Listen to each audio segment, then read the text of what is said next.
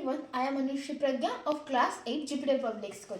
Today I am going to show you a very simple but interesting experiment using just a bottle filled with water and straw. My aim of this experiment is to find out which method allows us the water to come out the fastest and why this difference happens. This experiment also explains a basic science principle called the fluid dynamic, which means how liquid and air moves. So let's start with the first method. I am taking a bottle filled with water and I will just simply turn it upside down with the timer on to record how much time it takes to empty the bottle. So let's start.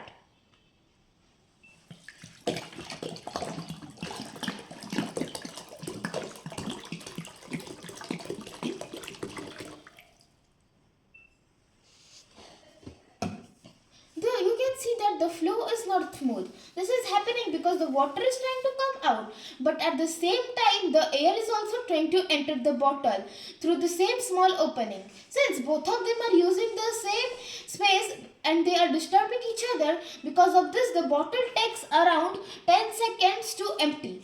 This shows that when air cannot enter freely, the water flow becomes slow and uneven.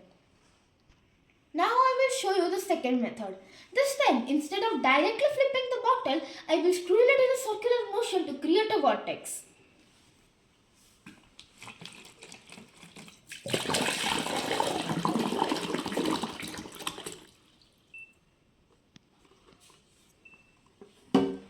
You can see that there is a whisper formed inside and forming inside the bottle. In this method, the air gets a clear path through the center of the vortex, so it enters the bottle smoothly without disturbing the water.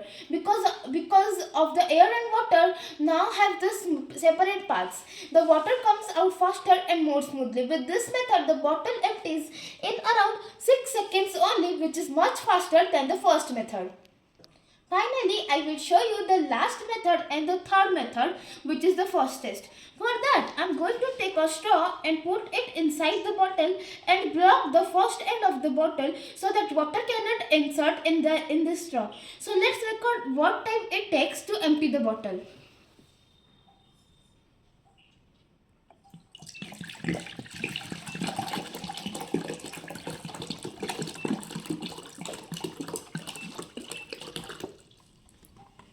You can see that the water took only 5 seconds in this method.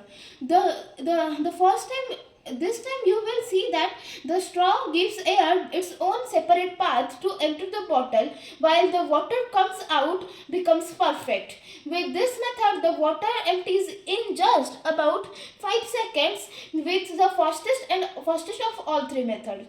So from this experiment, we understood a very important idea. The speed of water flow depends on how easily air can enter the bottle. When the air gets a smooth and a free path, the water flows faster. When air and water shares the same path, the flow becomes slow. This entire concept is based on fluid dynamic and brilliance principle. So with just a simple bottle and water, we can understand how pressure and air movement affect the speed of the liquid. Thank you and have a nice day.